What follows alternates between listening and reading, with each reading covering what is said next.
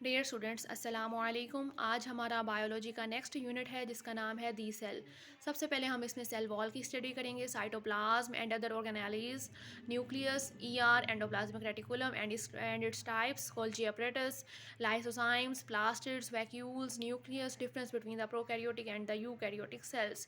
Let's start करते हैं। जो हमारा यूनिट है सेल स्ट्रक्चर एंड फंक्शन। सबसे पहले हमने जो है बुक से इसका इंट्रोडक्शन पढ़ लेना है जिसमें साइंटिस्ट के नाम बताए हुए हैं और उनकी डिस्कवरीज और इन्वेंशंस बताई हुई हैं। उसके बाद हमने यहाँ पे जो है मैं आपको छोटी छोटी डेफिनेशंस बुक से जो इंपॉर्टेंट इन्फॉर्मेशन हैं वो बताऊँगी, मेन पॉइंट्स बताऊँगी, डिफरेंसेस बताऊँगी और सारे ऑर्गेनाइज की स्टडी करेंगे। सबसे पहले हम चलते हैं, स्टार्ट से करते हैं। बिस्मिल्लाहिर्रहमानिर्रहीम। Cell biology. The study of cell is called cell biology. Cell क्या है? Cell is the basic structural and functional unit of life. क्या है? हमारी जो लाइफ का सबसे अहम स्ट्रक्चरल और फंक्शनल यूनिट है वो क्या है? सेल। डिस्कवरी किसने डिस्कवर किया था? रॉबर्ट हुक ने। कब? इन 1665 में। He reported his work in his famous publication Micrographia. Cell theory क्या है? All living organisms are composed of cells and cell products. Cell theory किसने दी थी? श्लाइडन एंड शवान ने। बेसिक कंपोनेंट्स क्या हैं सेल के? Cell membrane, cytoplasm, nucleus, protoplasm. Living contents of the cell is called protoplasm. अगर हम सिर्फ साइटोप्लाज्म और न्यूक्लियस को लेते हैं तो वो प्रोटोप्लाज्म कहलाता है, लेकिन अगर उसमें हम सेल मेम्ब्रेन को भी ऐड कर दें तो वो हमारे पास प्रोटोप्लास्ट कहलाता है। उसके बाद जो है कुछ कंपेरिजन बताया गया है, comparison between the prokaryotic and the eukaryotic sales, जो कि हमारा बुक का लास्ट पॉइंट है, लेकिन हमने उसे समराइज़ करके जो है सबसे पहला पॉइंट मैं आपको बता रही हूँ। कंपेरिजन दिया हुआ है। सबसे पहले इनके करैक्टर्स बताते हैं। करैक्टर्स में हमने देखना है प्रोकैरियोटिक सेल और फिर eukaryotic cell. Number 1 character size का। प्रोकैरियोटिक सेल स्मॉल सेल है, less than 5 micrometre. Eukaryotic cell larger cell है, greater than 10 micrometre. Nucleus. Prokaryotic cell में न्यूक्लियस नहीं होता, यूकैरियोटिक में न्यूक्लियस वेल डिफाइंड होता है। डीएनए की अगर हम बात करें, प्रोकैरियोटिक में जो है सर्कुलर डीएनए है और इसका डीएनए कहाँ पाया जाता है? न्यूक्लियोइड में। जबकि यूकैरियोटिक सेल में डीएनए जो है लीनियर है and it is enclosed inside the nucleus, nucleus में पाया जाता है। उसके बाद हमने कहा membrane bounded structures prokaryotic cells में एब्सेंट होते हैं, यूकैरियोटिक सेल में प्रेजेंट होते हैं। राइबोसोम्स प्रोकैरियोट्स में 70s हैं, यूकैरियोटिक में 80s राइबोसोम्स होते हैं। Cell wall prokaryotic cell wall is made up of peptidoglycan और म्यूरिन। और जब इसको हम जब हम इसे जमा कर लेते हैं तो क्या बन जाता है? सेकुलस। उस मेम्ब्रेन को हम कहते हैं सेकुलस, कंप्लीटली मेम्ब्रेन। आगे eukaryotic cell wall is made up of cellulose और काइटिन आ जाएगा। सेल डिवीजन प्रोकैरियोटिक में बाइनरी फिजन होती है, लेकिन यूकैरियोट्स में माइटोसिस, मेयोसिस और न्यूक्लियर माइटोसिस होती है। प्रोकैरियोट्स में हिस्टोन प्रोटीन्स एब्सेंट होते हैं, यूकैरियोट्स में प्रेजेंट होते हैं। सेल मेम्ब्रेन प्रोकैरियोट्स में जो है स्टीरोल्स एब्सेंट होते हैं, यूकैरियोट्स में स्टीरोल्स प्रेजेंट होते हैं। रिप्रोडक्शन प्रोकैरियोट्स में एसेक्सुअल रिप्रोडक्शन होती है और यूकैरियोट्स में सेक्सुअल रिप्रोडक्शन होती है और एसेक्सुअल भी होती है। प्रोकैरियोट्स में रेस्पिरेटरी चेन जो है सेल मेम्ब्रेन है एंड यूकैरियोट्स में माइटोकॉन्ड्रियल मेम्ब्रेन है। प्रोकैरियोट्स में ऑर्गेनिजम्स हमेशा यूनिसेलुलर होता है, यूकैरियोट्स में यूनिसेलुलर भी हो सकता है और मल्टी सेलुलर भी हो सकता है। प्रोकैरियोट्स में जो स्टोरेज फूड है वो glycogen, sulphur, fat and phosphate है और यूकैरियोट्स में जो है ग्लाइकोजन, सल्फर और लिपिड ड्रॉपलेट है। प्रोकैरियोट्स में फ्लैजेला जो है फ्लैजेलिन प्रोटीन से बना होता है और यूकैरियोट्स में माइक्रोट्यूब्यूल्स का बना होता है। एग्जाम्पल्स कर लें प्रोकैरियोट्स की एग्जाम्पल में archaebacteria, eubacteria and cyanobacteria, जबकि यूकैरियोट्स की एग्जाम्पल में animals, plants, fungi and protists. It is the comparison between the animal cell and the plant cell. सबसे पहले हम स्ट्रक्चर या करैक्टर को डिस्कस करेंगे, उसके बाद एनिमल सेल और प्लांट सेल। सेल वॉल जो है एनिमल सेल में नहीं होती, प्लांट सेल में होती है। प्लास्टिड्स भी प्लांट सेल में प्रेजेंट होते हैं। ग्लाइकोसोम सिर्फ और सिर्फ प्लांट सेल की ऑर्गेनेली है। सेंट्रियोल्स एनिमल्स में होते हैं, प्लांट्स में नहीं होते। लाइजोसोम्स एनिमल्स में होते हैं। फ्लैजेला एनिमल्स में होते हैं, प्लांट्स में नहीं होते। फेजोसाइटोसिस जो है एनिमल्स में होती है, प्लांट्स में नहीं होती। न्यूक्लियस एनिमल में जो है एनिमल सेल में सेंट्रल न्यूक्लियस होता है, जबकि प्लांट सेल में पेरिफेरल न्यूक्लियस होता है due to the vacuole. Vacuole की अगर हम बात करें, एनिमल सेल में स्मॉलर वैक्यूल होते हैं और पेरिफेरल होते हैं, जबकि प्लांट सेल में सेंट्रल वैक्यूल होते हैं और लार्ज सेंट्रल वैक्यूल होता है। सेल मेम्ब्रेन एनिमल सेल में, प्लांट सेल में दोनों में होती है। माइटोकॉन्ड्रिया भी दोनों में होते हैं। राइबोसोम्स भी एनिमल सेल, प्लांट सेल दोनों में होते हैं। एंडोप्लाज्मिक रेटिकुलम दोनों में होंगे। गोल्जी बॉडीज़ दोनों में है, लेकिन एनिमल सेल में सिर्फ वन गोल्जी बॉडी है, लेकिन प्लांट सेल में हंड्रेड्स की तादाद में गोल्जी बॉडीज़ पाई जाती हैं। आगे पर ऑक्सीसोम्स एनिमल सेल में भी होते हैं, प्लांट सेल में भी होते हैं। Cytoskeleton animal cell plant cell दोनों में होते हैं। साइटोकाइनेसिस की अगर हम बात करें, एनिमल सेल में फरोइंग मेम्ब्रेन इन्वेजिनेशन होती है, यानी जो उसका सेल जो है वो दरमियान से इन्वेजिनेट हो जाता है, जबकि प्लांट सेल में फ्रैगमोप्लास्ट होती है। मेयोसिस दोनों में होती है। एनिमल सेल में गैमेट्स बनते हैं, जबकि प्लांट सेल में स्पोर्स बनते हैं। आगे माइटोटिक अपरेटस की बात करें तो एनिमल सेल्स में सेंट्रियोल्स, एस्टर्स, स्पिंडल्स, फाइबर्स दोनों से तीनों होते हैं, लेकिन प्लांट सेल में सिर्फ और सिर्फ स्पिंडल फाइबर्स होते हैं, जो कि ओरिजिनेट होते हैं फ्रॉम द ऑपोजिट साइड से। आगे membrane bound and non membranes organelles की अगर हम बात करें, ऑर्गेनेलीज विदाउट मेम्ब्रेन जिनकी कोई मेम्ब्रेन नहीं होती वो तीन हैं, राइबोसोम्स, सेंट्रियोल्स एंड न्यूक्लियोलस। जिनकी सिंगल मेम्ब्रेन होती है वो lysosomes, Golgi apparatus, endoplasmic reticulum, vacuole, peroxisomes, glyoxysomes. Organelles with double membrane, mitochondria, chloroplast and nucleus. आपने सिर्फ ये याद रखनी है कि किसकी डबल मेम्ब्रेन है और किसकी जो है कौन सी जो ऑर्गेनेलीज है वो विदाउट मेम्ब्रेन है। तो सिंगल मेम्ब्रेन वाली ऑर्गेनेलीज आपको खुद ही याद हो जाएंगी। उसके बाद हम अपने नेक्स्ट टॉपिक पे चलते हैं, जो है cell wall. Cell wall it is present in the plant cells, fungi and prokaryotes, जबकि एनिमल सेल्स में ये एब्सेंट होती है। कैरेक्टरिस्टिक्स अगर हम पढ़ें, सबसे नंबर वन पॉइंट क्या है, it is secreted by the protoplasm of the cell. Cell wall can be separated from the cell without killing it. Cell wall non living होती है। The thickness of the cell wall varies from cell to cell. Cell wall of the woody plants is very thick. Cell wall is porous and allow free passage of water and dissolve materials. Prokaryotic cell wall is compose of peptidoglycan और murein, जबकि जो कि हमने पहले भी पढ़ा, जबकि fungal cell wall is compose of chitin. Plant cell wall की अगर हम बात करें, structure and chemical composition of the plant cell. Plant cell wall is mainly composed of cellulose. It is composed of three main layers, middle lamella, primary cell wall and secondary cell wall.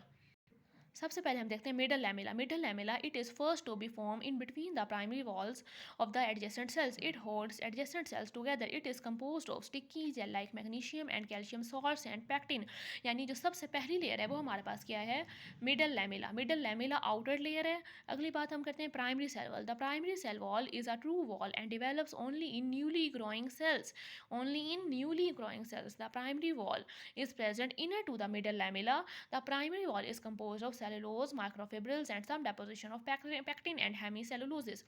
आगे हम करते हैं criss cross arrangement. Criss cross, ये book में इसकी arrangement दी हुई है, आपको दिखाती हूँ। It is a criss cross arrangement. हमने इसका नीचे वाले रेड पॉइंट्स भी पढ़ लेते हैं। The cellulose fibres are arranged in layers with the fibres of each layer at right angle to those of the other layers. ये एक लेयर है और ये नीचे वाली एक लेयर है, ये दोनों आपस में क्या हैं, परपेंडिकुलर हैं। Perpendicular means at right angle to the other layer. देख लेते हैं क्रिस क्रॉस अरेंजमेंट क्या है। Cellulose molecules are arranged in a criss cross arrangement. This feature gives the cell great strength. The primary cell wall is adapted to growth. The wall stretches plastically I irreversibly. यानी एक दफ़ा अगर वो stretch हो जाए तो वो दोबारा रिवर्स नहीं हो सकती। The criss-cross arrangement, in which each layer of cellulose fiber run parallel to one another but at some angle to those in the first layer, is called criss-cross arrangement. यहाँ पर अब हम करते हैं secondary cell wall. Secondary cell wall जो है hard होती है और स्क्लेरेंकाइमा सेल्स में पाई जाती है। It is form between the primary cell wall and plasma membrane, यानी प्लाज्मा मेम्ब्रेन और प्राइमरी सेल वॉल के दरमियान होती है सेकेंडरी सेल वॉल, और सिर्फ स्क्लेरेंकाइमा सेल्स में होती है। Plant cells possessing secondary cell wall are generally dead and provide support to the plant. The secondary cell wall develops only when the cell has reached maximum size, i.e. complete its growth, because it is very much thick and rigid. Therefore, it does not allow further growth. The secondary cell wall is provide definite shape and mechanical support to the cell. Chemically किस चीज़ से बनी होती है? It is composed of cellulose, hemicelluloses, inorganic salts, silica, waxes, cutin, lignin, etc. उसके बाद हम functions पढ़ लेते हैं। Functions of the cell wall. Shape, it gives definite shape to the cell and keep it rigid. Transport of material में help करती है। It does not act as a barrier to the materials passing through it.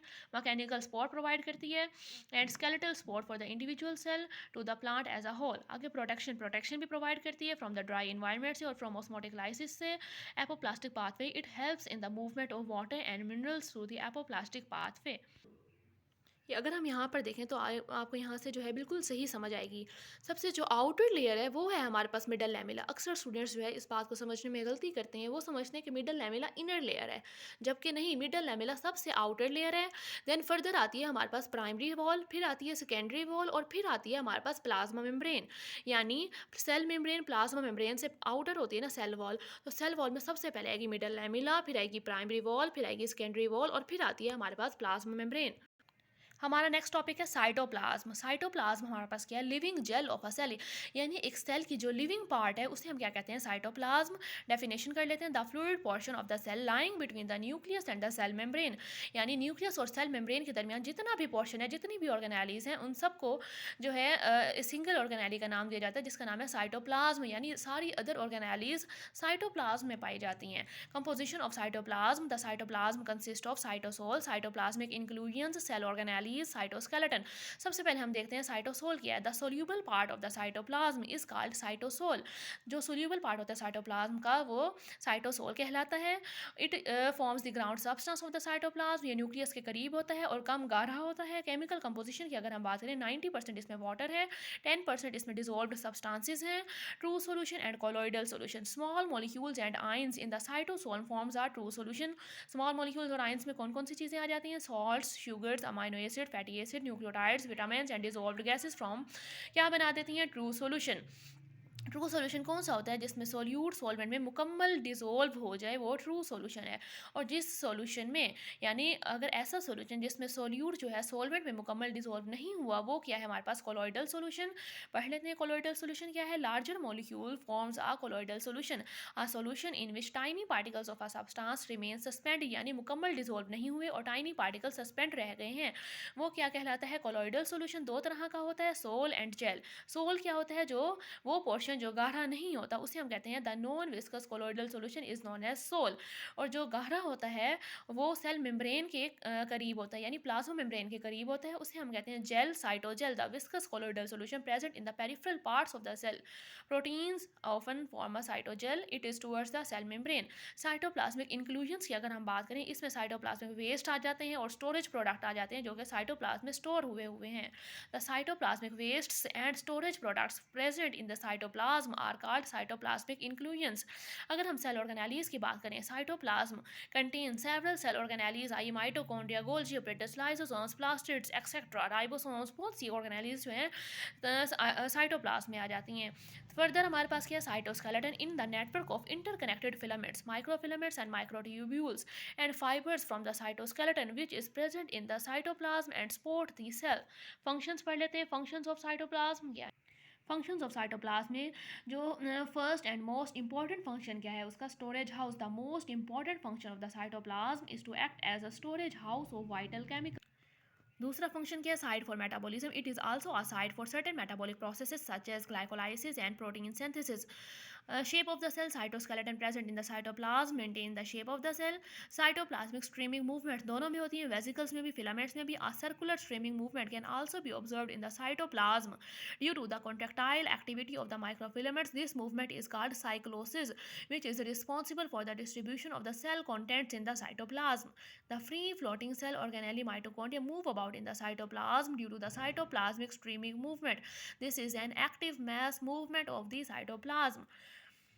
इसी के साथ हमारा पिछला topic end होता है। अब हम नेक्स्ट टॉपिक स्टार्ट करते हैं, सेल मेम्ब्रेन। सेल मेम्ब्रेन क्या है, पहले हम इसके फर्दर नाम्स पढ़ेंगे। इसके मुख्तलिफ नाम हैं। सेल मेम्ब्रेन को हम प्लाज्मा लीमा भी कहते हैं, सेल सरफेस मेम्ब्रेन भी कहते हैं, न्यूरोलीमा भी कहते हैं, न्यूक्लियर मेम्ब्रेन भी कहते हैं, साइटो मेम्ब्रेन भी कहते हैं, प्रोटोप्लाज्मिक मेम्ब्रेन भी कहते हैं और साइटोप्लाज्मिक मेम्ब्रेन भी कहते हैं। Cell membrane outermost boundary है एनिमल सेल्स में और प्लांट सेल में और प्रोकैरियोट्स में ये सेल वॉल के बाद आती है, यानी second most boundary, second most outer most boundary हो गया।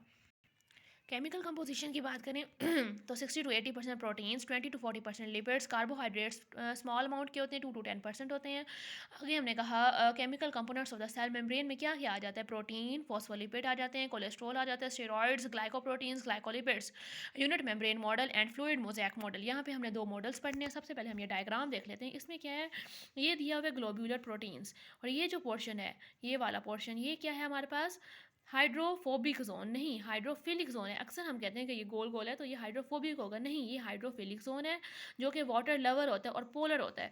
जबकि ये वाला पोर्शन जो है ये हमारे पास है हाइड्रोफोबिक, हाइड्रोफोबिक जोन है, टेल ऑफ फॉस्फोलिपिड है और ये जो है वाटर लवर नहीं होता, इट इज़ नॉन पोलर। और this one is hydrophilic. Hydrophilic zone water lover है और क्या है, पोलर है, यानी ये वाटर में डिजोल्व हो जाता है। अब हमने दो मॉडल्स पढ़ने हैं। नंबर वन हमारे पास है unit membrane model, number two है हमारे पास fluid mosaic model. Number one unit membrane model किसने डिस्कवर किया था? हार्वे एंड डैनियली ने। इसमें according to this model there are four continuous layer, two of lipids and two of proteins. Cell membrane is lipid bilayer sandwiched between inner and outer layer of protein. ये जो है हमारा पुराना नजरिया था, जबकि नए नजरिए के मुताबिक फ्लूइड मोसैक मॉडल वो किसने डिस्कवर किया था, किसने प्रपोज किया था? सिंगर एंड निकल्सन ने। इसके मुताबिक दो कंटिन्यूस लेयर हैं लिपिड बाइलेयर, और लिपिड बाइलेयर जो है it is not sandwiched between the inner two protein layers. इसकी बजाय प्रोटीन्स आर पार्शली और wholly embedded in the lipid bilayer in a mosaic manner. ये उसकी डेफिनेशन होगी। The proteins are scattered throughout the membrane in an irregular pattern just like large icebergs float in the sea. The pattern of the distribution of protein can vary from membrane to membrane and also vary on both sides of the membrane. The membrane is about 7 nanometer thick. उसके बाद यहाँ पर बताया गया है कि the lipid part of the plasma membrane consists of two layers of the phospholipid which are arranged in such a way that their hydrophobic ends जो हैं face each other. ये hydrophobic ends हैं, hydrophobic ends face each other while their hydrophilic ends are on the opposite sides of the surface. While their hydrophilic ends are on the opposite sides of the surface area, the membrane is asymmetrical, यानी उसके दोनों sides जो हैं equal नहीं हैं। जैसे ये देख लें, इनकी दोनों साइड्स एक जैसी नहीं होती। These are not identical. ये प्लाज्मा मेम्ब्रेन, ये जो है प्लाज्मा मेम्ब्रेन की डायग्राम आ गई। इनकी दोनों साइड, ये एक ये साइड हो गई, एक ये साइड हो गई, यानी outer membrane and inner membrane, these are not equal. The plasma membrane is asymmetrical, i.e. their two surfaces and halves are not identical. In general, most membranes proteins drift sideways in the fluid bilayer. The proteins within a membrane determine most of the function. Carbohydrates are either attached to proteins, glycoprotein बना देता है या glycolipid बना देता है. On the outer side of the membrane, filaments of the cytoskeleton are also present on the inner surface of the membrane. These support the plasma membrane. Diagram देख लेते हैं। ये जो है हमारे पास इनर पोर्शन है, साइटोप्लाज्म है, और ये हमारे पास क्या है, एक्स्ट्रा सेलुलर फ्लूइड है। एक्स्ट्रा सेलुलर फ्लूइड में ये हमारे पास जो है ये कैरियर प्रोटीन नहीं है, ये चैनल प्रोटीन्स है, ये चैनल प्रोटीन्स है और इंटेग्रल प्रोटीन्स है। जबकि ये जो है हमारे पास ये पेरिफेरल प्रोटीन है और आउटर प्रोटीन है, इंटेग्रल नहीं है। उसके बाद ये हमारे पास चैनल प्रोटीन्स आ जाएंगे, ये आ जाएंगे हमारे पास एक्स्ट्रा सेलुलर मैट्रिक्स के फाइबर्स आ जाएंगे, ये ग्लाइको प्रोटीन आ जाएगा, और ये हमारे पास कार्बोहाइड्रेट है, ये हमारे पास क्या है, ग्लाइकोलिपिड आ गया। और ये हमारे पास पेरिफेरल प्रोटीन है, ये इंटेग्रल प्रोटीन है, ये हमारे पास फॉस्फोलिपिड्स हैं, और ये हमारे पास सारा जो है इंटेग्रल पोर्शन है, यानी इनर पार्ट है, साइटोप्लाज्म आ गया, और ये हमारे पास extra cellular matrix outer part हो गया। जैसा कि हम जानते हैं प्रोटीन दो तरह की होती है, इंटेग्रल और एक्सटर्नल, यानी इंट्रिंसिक प्रोटीन्स और एक्सट्रिंसिक प्रोटीन। जो इंट्रिंसिक प्रोटीन्स होती हैं उन्हें हम, उनका दूसरा नाम इंटरनल प्रोटीन भी कह सकते हैं, उन्हें हम इंटेग्रल प्रोटीन्स भी कह सकते हैं। जबकि जो एक्सट्रिंसिक प्रोटीन्स होते हैं उन्हें हम पेरिफेरल प्रोटीन भी कहते हैं और एक्सटर्नल प्रोटीन भी कहते हैं। जो कि हमारे पास कैरियर प्रोटीन है, जिसकी एग्जाम्पल आ जाएगी कैरियर प्रोटीन। जबकि चैनल प्रोटीन्स जो है वो इंट्रिंसिक प्रोटीन्स की एग्जाम्पल हैं। फर्दर हम देख लेते हैं components of the cell membrane and their function. मुख्तलिफ कंपोनेंट्स और उनका फंक्शन बताया गया। सबसे पहले मेम्ब्रेन कंपोनेंट में आ जाता है फॉस्फोलिपिड, जो कि most important component of the cell membrane है। क्या करता है, it affect the fluidity and permeability of the membrane. Concentration of the unsaturated fatty acid in the phospholipid make the bilayer more fluid and flexible. Number next component हमारे पास है cholesterol, make the membrane less fluid at high temperature and more fluid at low temperature. It helps to stabilise the lipid bilayer, और ये जो है polar molecule और ion को अंदर आने से भी रोकता है। प्रोटीन्स हमारे पास दो तरह की होती हैं, चैनल प्रोटीन और कैरियर प्रोटीन। पहले हम इनका डिफरेंस देख लेते हैं। Difference between the channel proteins and carrier protein. Channel protein को हम गेट्स भी कहते हैं, और कैरियर प्रोटीन आ गई। चैनल प्रोटीन्स जो हैं आयंस को ट्रांसपोर्ट करती हैं और कैरियर प्रोटीन मॉलिक्यूल्स को ट्रांसपोर्ट करती हैं। चैनल प्रोटीन की जगह फिक्स होती है, जबकि कैरियर प्रोटीन्स एक जगह से लेती हैं मॉलिक्यूल्स को और दूसरी जगह तक जाके ट्रांसफर कराती हैं। पोजीशन फिक्स होती है, उनमें पोजीशन फिक्स नहीं होती। इसमें solute molecules diffuse through the pores. Channel proteins में पोर्स होते हैं जिसमें से सोल्यूट मॉलिक्यूल डिफ्यूज कर जाते हैं, जबकि कैरियर प्रोटीन्स क्या होता है, सोल्यूट मॉलिक्यूल्स कैरियर प्रोटीन के साथ बाउंड हो जाते हैं और फिर एक जगह से दूसरी जगह कैरियर प्रोटीन मूव करती है और फिर वहाँ जाकर उसे रिलीज़ कर देती है। चैनल प्रोटीन का जो है ट्रांसपोर्ट रेट बहुत हाई है, जबकि कैरियर प्रोटीन का ट्रांसपोर्ट रेट लो है। चैनल प्रोटीन में सोल्यूट मॉलिक्यूल्स उसके साथ बाइंड नहीं होते, ऐसे ही बस ट्रांसपोर्ट हो जाते हैं, जबकि कैरियर प्रोटीन में उन्हें पहले उसके साथ बाउंड होना पड़ता है। Channel protein synthesised in the RER of endoplasmic reticulum, जबकि carrier protein synthesised in the free ribosomes in the cytoplasm. Channel proteins only transport water soluble molecules, जबकि carrier protein transport both water soluble and insoluble molecules. उसके बाद यहाँ पर देख लेते हैं channel proteins are those through which a substance simply can move across the membrane. Carrier protein are those through which substance combine with the molecules to move across the membrane. Enzymes मुख्तलिफ तरह के होते हैं। Some proteins have enzymatic action such as adenylate cyclase which convert ATP to cyclic AMP.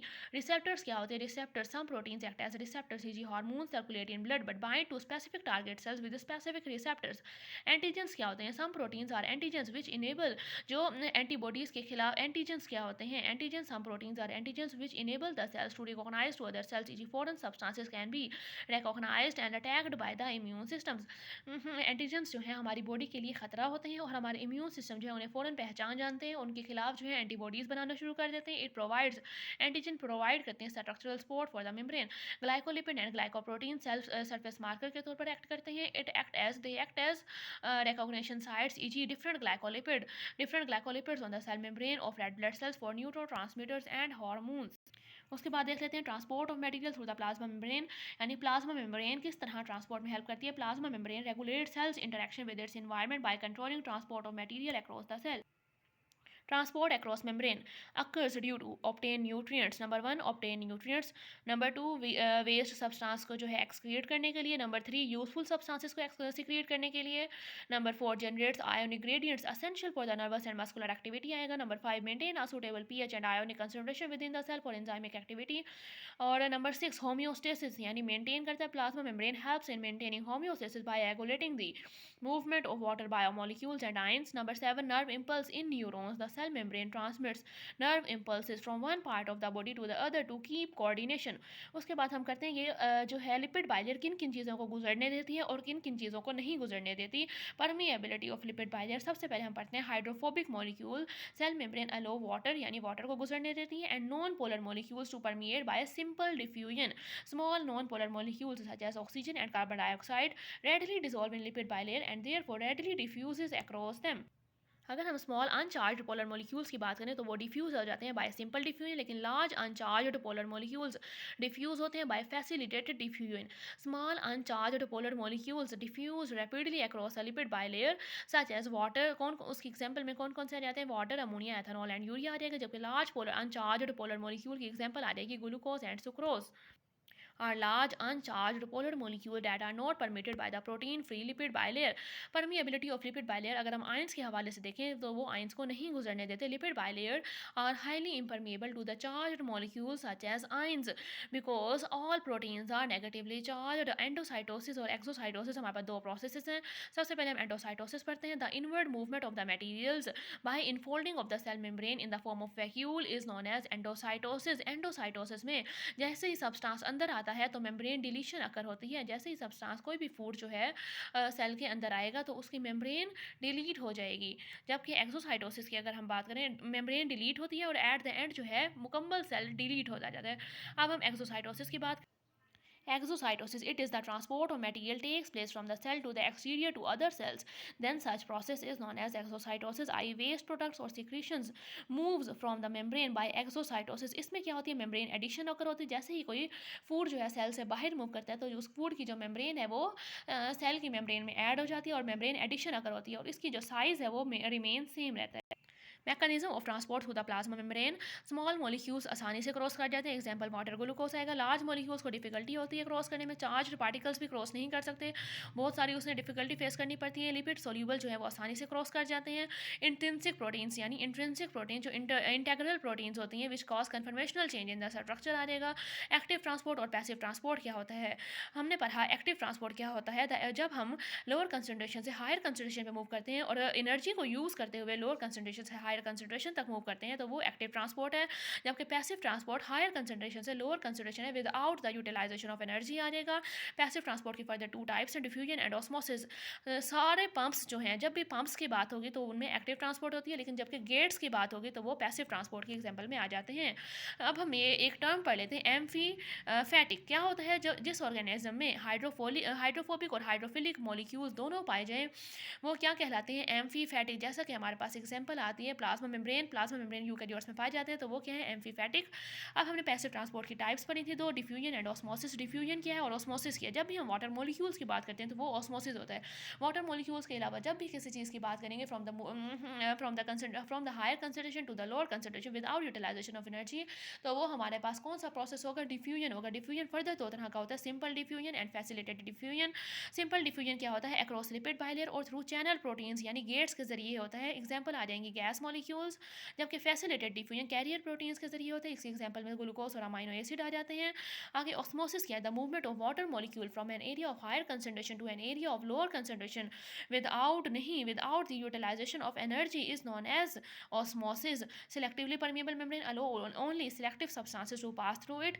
Endocytosis हमने पढ़ लिया क्या होता है, इनवर्ड मूवमेंट ऑफ मटेरियल्स होता है, ये फर्दर दो तरह का होता है, फेजोसाइटोसिस एंड पिनोसाइटोसिस। सेल ईटिंग को कहते हैं फेजोसाइटोसिस, जबकि सेल ड्रिंकिंग को कहते हैं हम pinocytosis. The intake of the solid material by infolding of the cell membrane in the form of vacuole is known as phagocytosis, but the intake of liquid material by infolding of the cell membrane in the form of vacuole is known as pinocytosis. Exocytosis हमने पढ़ लिया, जिसमें size जो है remain same रहता है। Energy requiring process for the transport of material हमारे पास तीन है, number 1 active transport, number 2 endocytosis, number 3 exocytosis. यहाँ पर हमारा जो है प्लाज्मा मेम्ब्रेन का टॉपिक एंड होता है। Our next topic is endoplasmic reticulum. सबसे पहले हम इसकी डेफिनेशन देख लेते हैं, an interconnected network of channels और ट्यूब्यूल्स, जिसे हम क्या कहते हैं, cisternae, which is generally extended from nuclear membrane to plasma membrane throughout the cytoplasm of all eukaryotic cells is called endoplasmic reticulum. ये इसकी डायग्राम हो गई। ये हमारे पास क्या है, ये न्यूक्लियस के करीब वाला पोर्शन है और ये हमारे पास जो है प्लाज्मा मेम्ब्रेन के करीब वाला पोर्शन है। ये न्यूक्लियर पोर्स हैं, इसमें ये न्यूक्लियर इन्वेलप है, ये सिस्टर्नल स्पेस है, ये जो दरमियान में ये सिस्टर्नी स्पेस है, ये सिस्टर्नी है। ये रफ एंडोप्लाज्मिक रेटिकुलम है जिसमें राइबोसोम्स अटैच हैं, जहाँ पे राइबोसोम्स अटैच नहीं है वो हमारे पास स्मूथ एंडोप्लाज्मिक रेटिकुलम है। और ये जो ब्लैक ब्लैक अटैच हुए हैं आर ई आर पे, ये हमारे पास क्या है, ribosomes.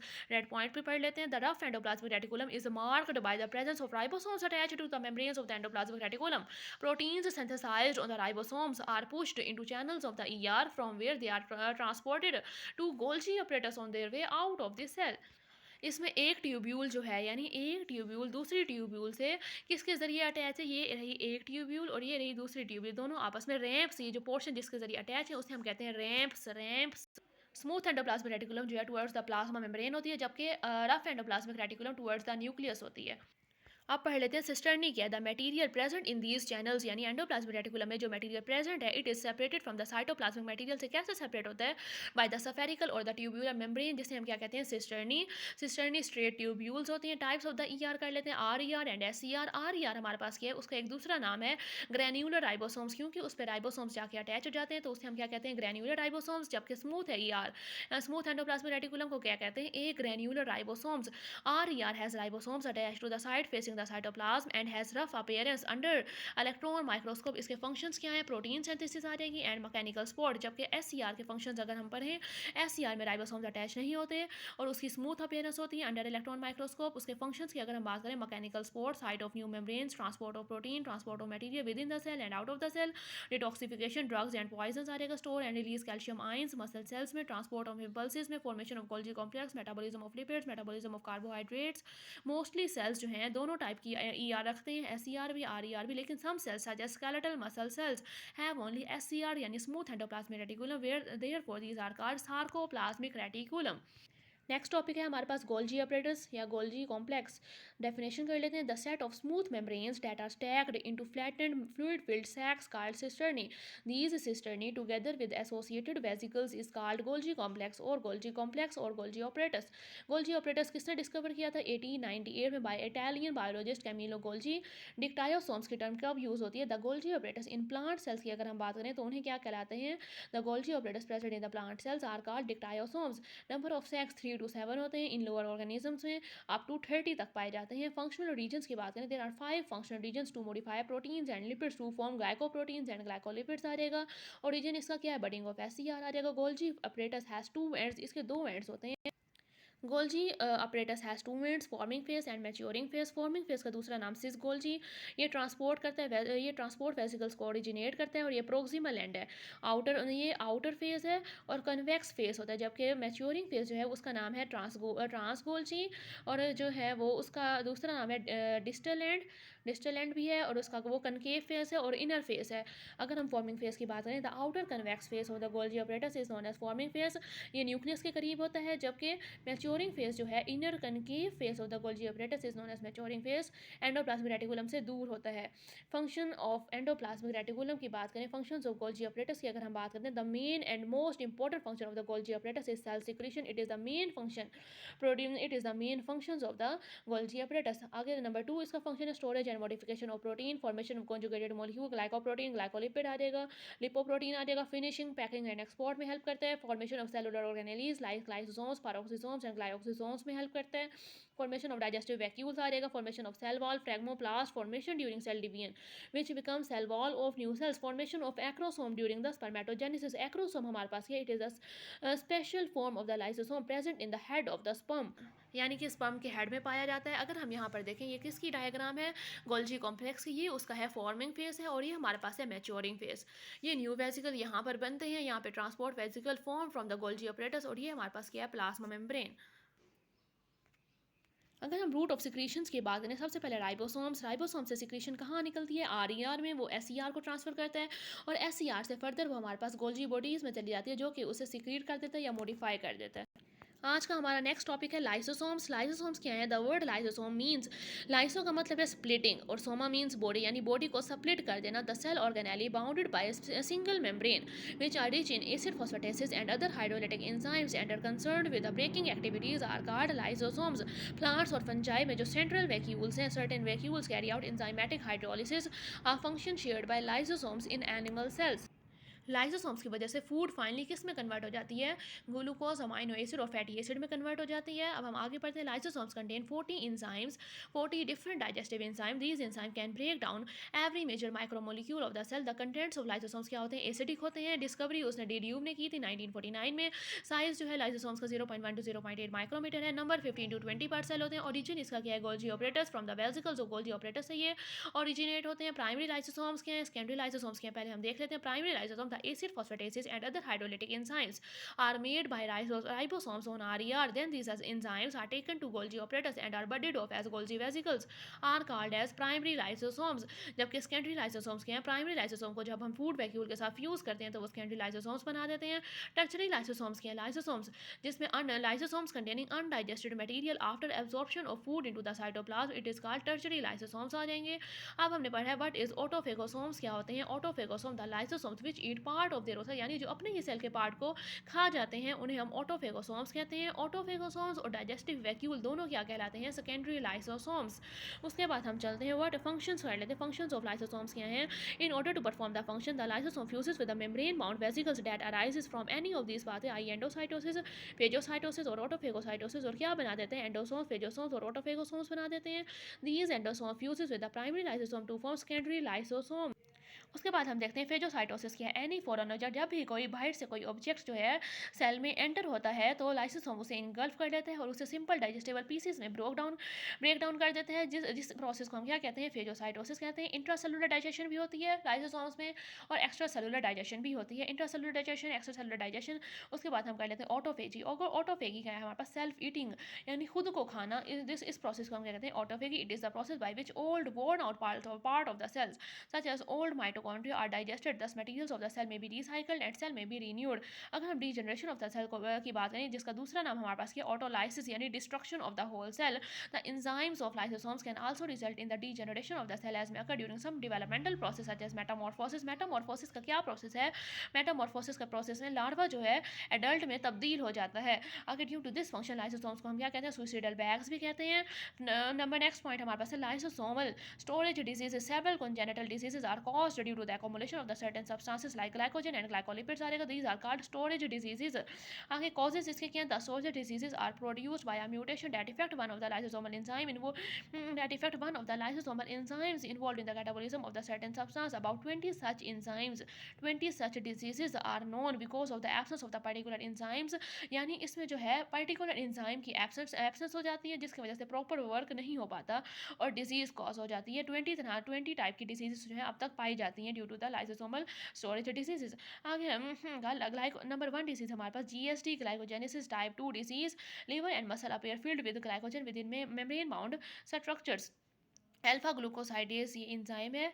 Alpha glucosidase the enzyme that degrades glycogen to glucose, यानी जो ग्लाइकोजन को ग्लूकोज में कन्वर्ट कर देता है वो एंजाइम इसमें एब्सेंट होता है। जबकि टे सेक्स डिजीज क्या, it is because of the absence of an enzyme hexosaminidase, जो कि कैटाबॉलिज्म ऑफ लिपिड्स में इन्वॉल्व होता है। Accumulation of lipid in brain cell, अगर ब्रेन सेल्स में लिपिड्स जमा हो जाएँ तो मेंटल रिटार्डेशन कॉज करते हैं और हद से हद डेथ भी हो जाती है। अगर बहुत ज़्यादा जो है कंडीशन जो है सवेयर हो जाए तो ये डेथ भी कॉज कर देते हैं।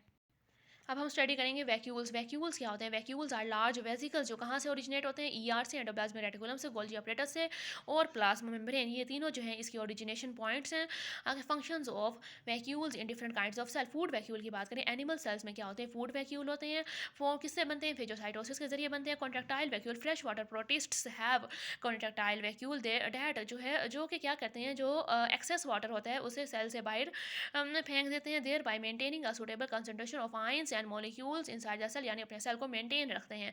प्लांट वैक्यूल्स की अगर हम बात करें, यंग प्लांट सेल्स में छोटे छोटे वैक्यूल होते हैं जो कि इंपॉर्टेंट ऑर्गेनिक कंपाउंड्स जिन्होंने होल्ड किए होते हैं। दीज वैक्यूल्स में also help in protection of plant against herbivores by storing compounds that are poisonous और unpleasant to the animals. Formation of plant vacuole की अगर हम बात करें, major vacuole mature plant cells generally contains large central vacuole develops by the joining of the smaller vacuoles. Cell sap क्या होता है? जो वैक्यूल के अंदर सॉल्यूशन होता है उसे हम सेल सैप कहते हैं। इन plant sales main reservoir of inorganic ions, यानी वहाँ पर पोटाशियम और क्लोराइड जैसे आयंस पाए जाते हैं। द मेम्ब्रेन, वो मेम्ब्रेन जो वैक्यूल को साइटोप्लाज्म से अलहदा करती है वो क्या कहलाती है? Tonoplast. Functions of plant vacuole की बात करें, टर्गर प्रेशर जो है इसका मेन मोस्ट इंपॉर्टेंट फंक्शन है और storage house, it also act as a storage house of the cell. अब हम पढ़ते हैं माइटोकॉन्ड्रिया। माइटोकॉन्ड्रिया, सबसे पहले आल्टमैन ने माइटोकॉन्ड्रिया को कहा था कि माइटोकॉन्ड्रिया का नाम बायोब्लास्ट है, यानी आल्टमैन ने इसका नाम दिया था बायोब्लास्ट। बायोब्लास्ट सबसे ज़्यादा मसल सेल्स में पाए जाते हैं और कोई भी organelle mature red blood cell में कोई ऑर्गेनेली नहीं पाई जाती। डेफिनेशन पढ़ लेते हैं। The eukaryotic cell organelle which is involved in the manufacture and supply of energy to the cell is called mitochondria. It is called power house of the cell. सबसे जो है it is called power house of the cell, ये cell का power house कहलाती है। उसके बाद हम करते हैं लोकेशन कहाँ पाई जाती है? यूकैरियोटिक सेल्स के साइटोप्लाज्म में पाई जाती है, एक्सेप्ट रेड ब्लड सेल्स में नहीं होती। सिर्फ और सिर्फ मल्टी सेलुलर ऑर्गेनिजम्स के रेड ब्लड सेल्स में नहीं होती, बाकी हर जगह ये पाई जाती है। ओरिजिन की अगर हम बात करें, सिम्बियोटिक ओरिजिन है, free living bacteria from the purple sulphur bacteria. Chloroplast और फ्लैजेला दोनों के जो ओरिजिन पॉइंट है वो सेम होता है। अगर हम इसका माइटोकॉन्ड्रिया का शेप की बात करें तो स्पाइरल, स्फेरिकल, इलोंगेट और कप शेप्ड और इवन ब्रांच्ड भी होती है। साइज और लेंथ की अगर हम बात करें, 4.1 माइक्रोमीटर होते हैं। विड्थ जो है इसकी 0.25 टू 1 माइक्रोमीटर होती है। डायमीटर 1 माइक्रोमीटर से ज़्यादा नहीं हो सकता। नंबर की अगर हम बात करें, नंबर वेरी करता है फ्रॉम सेल टू सेल और डिपेंड करता है टाइप ऑफ द ऑर्गेनिज्म और नेचर ऑफ द सेल पे और metabolic activity of the cell पे डिपेंड करता है। स्ट्रक्चर ऑफ माइटोकॉन्ड्रिया की अगर हम बात करें, number 1 mitochondrial envelope, number 2 mitochondrial matrix, number three आ जाएगा F1 particles, F0 to F1 particles. F0 to F1 particles के दूसरे नाम क्या है? Oxysomes, elementary particles, ATP synthase. अगर हम माइटोकॉन्ड्रियल एनवेलप को स्टडी करें तो outer mitochondrial membrane and inner mitochondrial membrane. Outer membrane क्या होती है? स्मूथ होती है और दूसरे मेम्ब्रेन से दूसरे सेल की मेम्ब्रेन से सिमिलर होती है। द आउटर मेम्ब्रेन जो है सीव ट्यूब लाइक होती है, यानी उस पर पोरिंस होते हैं, पोर्स होते हैं जिससे मटेरियल जो है ट्रांसफर हो सकते हैं, ट्रांसपोर्ट ऑफ मॉलिक्यूल्स में हेल्प करती है। और आउटर मेम्ब्रेन और इनर मेम्ब्रेन के दरमियान एक स्पेस भी होती है जिसे हम कहते हैं इनर मेम्ब्रेन स्पेस आएगा। इनर माइटोकॉन्ड्रियल मेम्ब्रेन क्या होती है? It is not a smooth structure. ये क्या करती है? इनफोल्डिंग्स बनाती है इनर चैम्बर में, जिसे हम कहते हैं माइटोकॉन्ड्रियल मैट्रिक्स आ जाएगा और उस इनफोल्डिंग्स का नाम है cristae. Chemically it is similar to other cell membrane. Mitochondrial matrix क्या क्या उनमें होता है? Enzyme, coenzyme, organic and inorganic molecules, all kinds of RNA, small circular DNA molecule होते हैं और क्या होते हैं? राइबोसोम, 70S वाला राइबोसोम होता है। माइटोकॉन्ड्रिया का नाम किसने दिया था? सी बेंडा साइंटिस्ट था। सेल्फ रेप्लिकेटिंग ऑर्गेनेली है ये। It is a self replicating organelle, it is a semi autonomous organelle आ जाएगा। आगे हमने कहा due to the presence of ribosomes and DNA it indicate that some proteins are synthesized in them, so it is a self replicating organelle. all membranes chemically क्या होती हैं? Same होती हैं क्योंकि chemically all membranes are made up of lipoprotein, जबकि structurally और functionally different। F1 particles क्या है? The inner surface of the crystal in the mitochondrial matrix has small knob-like structures known as F1 particles. These particles are actually ATP synthase enzymes होते हैं अक्सर में। Functions of mitochondria की अगर हम बात करें, ये aerobic respiration के मुख्तलिफ steps में हेल्प करते हैं, ATP synthesis में हेल्प करते हैं, फैटी एसिड मेटाबॉलिज्म यानी बीटा ऑक्सीडेशन में हेल्प करते हैं। उसके बाद हम इसके डायग्राम देख लेते हैं। ये है हमारे पास क्या आउटर मेम्ब्रेन, और ये जो आउटर मेम्ब्रेन के अंदर ये वाली पोर्शन है, ये हमारे पास क्या आउटर कंपार्टमेंट है। ये हमारे पास इनर मेम्ब्रेन है और ये इनर कंपार्टमेंट है, और ये हमारे पास आ जाएगा क्रिस्टाई। इनर कंपार्टमेंट में मैट्रिक्स होता है और क्रिस्टाई हमारे पास ये वाला पोर्शन है, और ये हमारे पास जो नो ब्रेक स्ट्रक्चर्स है ये क्या है F1 पार्टिकल्स। इसके बाद इसका पॉइंट पढ़ लेते हैं। Cristae is made up of lipoprotein membrane containing different enzymes as well as F1 particles embedded in it. After a special processing, the inner mitochondrial membrane is ruptured and F1 particles come out on the surface. हमारा next topic है plastids. Plastids की अगर हम बात करें, अक्रेंस plastids are found in plant cells, algal cells, and they are necessary for essential life processes like photosynthesis and food storage. Types of plastids की अगर हम बात करें, प्रोप्लास्टिड होते हैं। नंबर 1 इसकी टाइप है proplastids. Number 2 leucoplast, chromoplast, chloroplast. जबकि हमारे टेक्स्ट बुक में सिर्फ 3 टाइप्स दी गई हैं, ल्यूकोप्लास्ट, क्रोमोप्लास्ट एंड क्लोरोप्लास्ट। यहाँ पर आपके ये जो मैंने नोट्स बनाए हुए हैं, ये तमाम प्रोविंसेस के जो हैं इकट्ठा करके, तमाम प्रोविंसेस की बुक्स के मटीरियल से इकट्ठा करके बनाए गए हैं। उनमें जो है किसी एक प्रोविंस की बुक में इसकी एक टाइप प्रोप्लास्टिड भी बताई गई है। सबसे पहले हम प्रोप्लास्टिड से स्टार्ट करते हैं। प्रोप्लास्टिड्स क्या हैं? ये यंग हैं, इमेच्योर होते हैं, डेवलपिंग प्लास्टिड होते हैं, सेल्फ रेप्लिकेटिंग ऑर्गेनेली है, divide and redivide in meristematic cells and are distributed to different cell types depending upon the structure in which they found आएगा the intracellular factors and on exposure of light they में develop into leucoplast, colourless plastid, और chloroplast जो कि क्या होते हैं? Green plastid होते हैं। ल्यूकोप्लास्ट कलरलेस प्लास्टिड होते हैं, इनका अपना कोई कलर नहीं होता। ये कहाँ पाए जाते हैं? Parenchyma sales of fruit, stems and seeds में पाए जाते हैं। दे आर स्टोरेज ऑर्गेनेली, यानी ये फूड को स्टोर करते हैं इनमें based on the kind of the substance. इसकी फर्दर 3 टाइप्स है, एमाइलोप्लास्ट, इलायोप्लास्ट एंड प्रोटीनोप्लास्ट। एमाइलोप्लास्ट जो कि स्टार्च को स्टोर करते हैं, जबकि इलायोप्लास्ट लिपिड स्टोर करते हैं, प्रोटीनोप्लास्ट और प्रोटीन्स। क्रोमोप्लास्ट हमारे पास क्या है?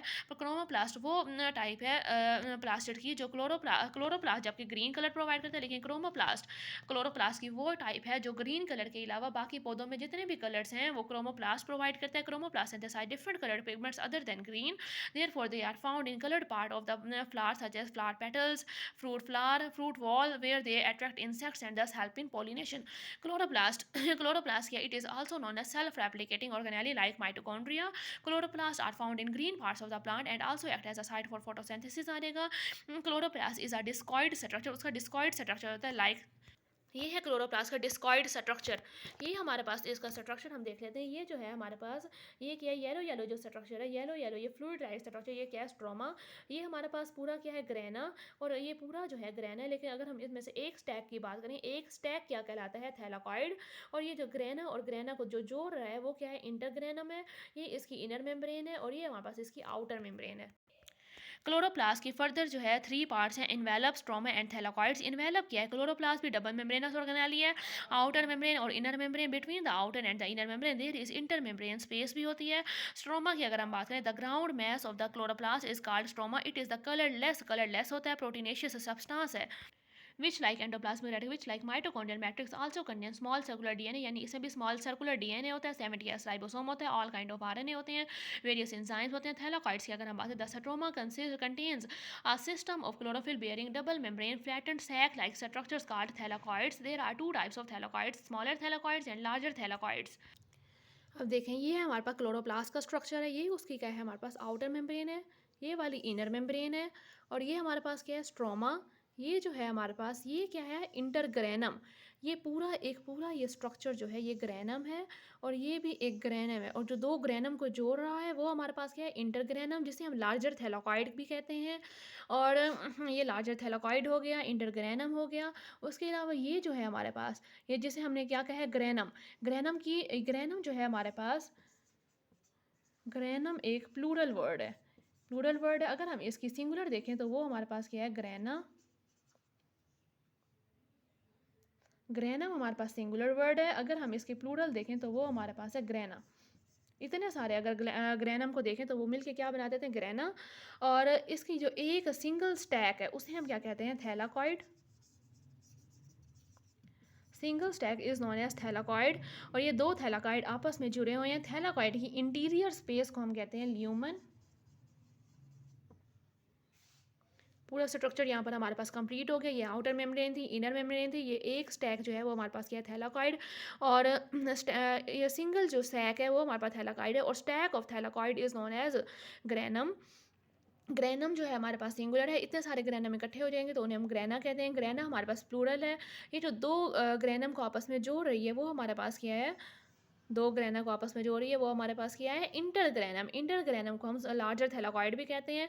एक जो हमारे पास सैक थी वो स्मॉलर थैलाकॉइड थी, और intergranum is known as larger thylakoid. Read कर लेते हैं आप। थैलाकॉइड क्या है? The stroma contains a system of chlorophyll bearing double membrane flattened sac like structures called thylakoid. There are two type of thylakoids, smaller thylakoids and larger thylakoids. Smaller thylakoids क्या होते हैं? Disc like sac होते हैं, which are piled, और यानी एक दूसरे के ऊपर पाइल हुए हुए होते हैं, लाइक क्वाइंस की तरह, क्वाइंस के ढेर की तरह। एक स्टैक ऑफ स्मॉलर थैलाकॉइड, जिसे हम क्या कहते हैं, ग्रेनम कहते हैं। अगर उसकी प्लूरल देखें क्या है, grana. Each granum consist of 25, यानी एक ग्रेनम में 25 to 50 थैलाकॉइड्स होते हैं, और एक क्लोरोप्लास्ट में 40 to 60 जो है ग्रेना होते हैं। फोटोसिंथेटिक पिगमेंट्स लाइक क्लोरोफिल जो है स्मॉलर थैलाकॉइड में पाए जाते हैं। लार्जर थैलाकॉइड क्या करते हैं, वो ग्रेना को कनेक्ट करते हैं एक दूसरे से, और वो इंटरग्रेना कहलाते हैं। इंटरग्रेना का दूसरा नाम लैमिला है। दीज मेम्ब्रेन्स आर कलरलेस होते हैं, क्योंकि उनमें कोई पिगमेंट्स नहीं होते, कोई पिगमेंट उनमें नहीं होते। फंक्शंस अगर हम पढ़ लें, function of chloroplast are the site of photosynthesis in a plant cell. The first phase of photosynthesis is light dependent reaction in which sunlight energy जो है कैप्चर की जाती है और एटीपी में ट्रांसफॉर्म की जाती है। This phase takes place in grana region, यानी लाइट रिएक्शन जो है ग्रेना रीजन में होता है, और डार्क रिएक्शन जो है कहाँ पर होता है, जिसमें कार्बन डाइऑक्साइड और ATP.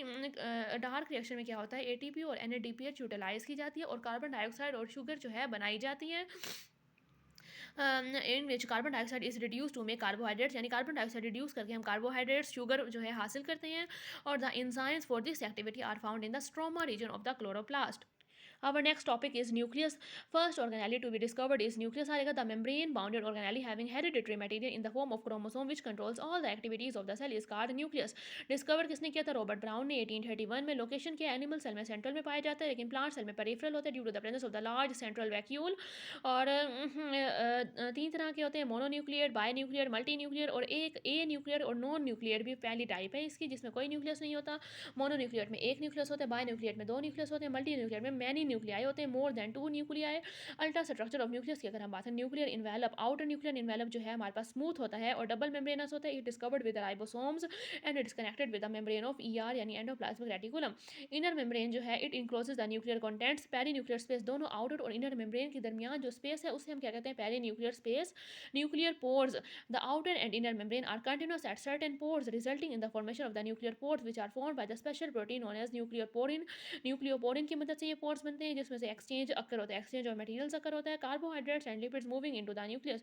Number of nuclear pores की अगर हम बात करें, न्यूक्लियर पोर्स की निगरानी कौन करता है, यानी these are guarded by the enzyme permeases. Permeases हमारे पास है, एंजाइमेटिक प्रोटीन्स होती हैं।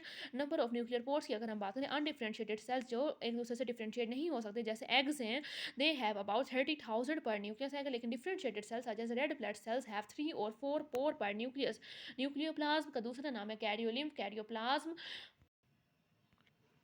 Nucleoplasm is the transparent semi-fluid ground substance formed of a mixture of proteins, enzymes, free nucleotides, some metal ions, magnesium for the synthesis of DNA and RNAs. It also contains histone and non-histone proteins आएगा। So the nucleoplasm जो है cytoplasm में थोड़ा different होता है, थोड़ा सा different होता है। न्यूक्लियोलस हमारे पास क्या है, न्यूक्लियोलस क्रोमेटिन से अटैच होता है एट न्यूक्लियोलर ऑर्गेनाइजर साइट, जो कि हमारे पास कौन सी साइट है, सेकेंडरी कंस्ट्रक्शन की साइट है, अभी हमने आगे स्टडी करने हैं इसे। न्यूक्लियोलस हमारे पास ये डार्कली स्टेन्ड बॉडी है, न्यूक्लियस के अंदर होती है, इसकी कोई मेम्ब्रेनस बाउंड्री नहीं होती, और न्यूक्लियोलस जो है सिर्फ और सिर्फ इंटरफेस में अपेयर होती है, जबकि सेल डिवीजन के दौरान जो है ये डिसअपेयर हो जाती है। नंबर ऑफ न्यूक्लियोलस की बात करें, वन और मोर न्यूक्लियोलाई हो सकते हैं इन द न्यूक्लियस में। कंपोजिशन ऑफ न्यूक्लियोलस दो तरह के जो है इसके एरियाज हैं, peripheral granular area and the central fibril area. Nucleolus का जो पेरिफेरल ग्रैन्युलर एरिया है वो किससे बना होता है, compose of precursors of ribosomal subunit से, लेकिन जो सेंट्रल फिब्रिल एरिया है it is compose of large molecular weight RNA and ribosomal DNA हो गया। फैक्ट्री ऑफ राइबोसोम्स, राइबोसोम्स कहाँ बनते हैं, न्यूक्लियोलस में। So the factory of ribosome is the nucleolus, while the factory of the protein synthesis is the ribosomes. आगे ribosomes कहाँ बनते हैं, न्यूक्लियोलस में, और फिर ट्रांसफर हो जाते हैं न्यूक्लियर पोर के जरिए साइटोप्लाज्म में। क्रोमैटिन एंड क्रोमोसोम की अगर हम स्टडी करें, during cell division chromatin material is converted into darkly stained thread like structures known as chromosomes. Discovery किसने की थी, जर्मन एम्ब्रियोलॉजिस्ट वॉल्टर फ्लेमिंग ने इन 1882 में, जब वो क्या when he was examining the rapidly dividing cells of the salamander larva आ गया। कंपोजिशन ऑफ क्रोमोसोम, इसमें दो क्रोमैटिड होते हैं, एक सेंट्रोमेयर होता है। सेंट्रोमेयर जिस पॉइंट पे होता है उसे हम प्राइमरी कंस्ट्रक्शन कहते हैं। कहते हैं, और प्राइमरी कॉन्स्ट्रक्शन कहते हैं लेकिन जो सेकेंडरी कॉन्स्ट्रक्शन है वो हमारे पास क्या है, nucleolar organiser. It gives rise to nucleoli during interphase. Chemical composition of chromosome की अगर हम बात करें, डीएनए एंड हिस्टोन प्रोटीन आ गया। जीन्स क्या होते हैं, gene are the unit of hereditary information which are transferred from one generation to another to keep coordination and controls all the activities of the cell. These are located on chromosomes. Chromosomes में पाए जाते हैं। Number of chromosomes in different individuals of the same species are as follows. Organisms में number of chromosomes की अगर हम बात करें, क्रोमोसोम वैसे अगर हम बात करें क्रोमोसोम अपीयर कब होते हैं, क्रोमोसोम्स अपीयर ड्यूरिंग मेटाफेज आ जाएगा। मैन में 46 क्रोमोसोम्स होते हैं, लेकिन अगर मैन में नंबर ऑफ क्रोमोसोम्स 46 हैं, फ्रॉग में 26, चिंपैंजी में 48, potato 8, fruit fly Drosophila melanogaster has 8 chromosome, potato has 48, onion has 16, human sperm and egg cells have 23।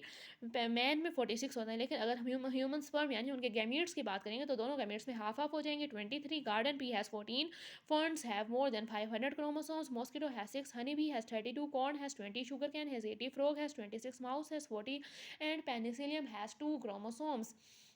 इसी के साथ ही हमारा यहाँ पर ये टॉपिक एंड होता है। मुझे यकीन है आप लोगों की अच्छी तैयारी हो गई होगी इंशाल्लाह नेक्स्ट टॉपिक के लिए।